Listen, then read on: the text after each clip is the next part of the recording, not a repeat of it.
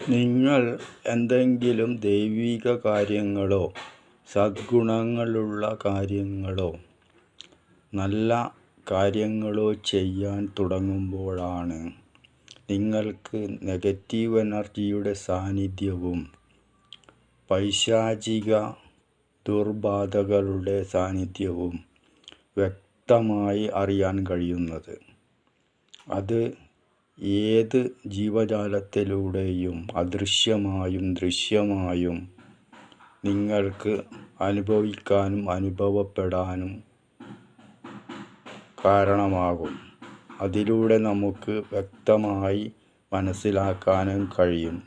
ഇതിനെ തടഞ്ഞു നിർത്താൻ മഹാദേവൻ്റെ അനുഗ്രഹവും മഹാദേവ ഭക്തിയും ജപവും കൊണ്ട് മാത്രമേ നമുക്ക് പ്രതിരോധം തീർക്കാൻ കഴിയൂ.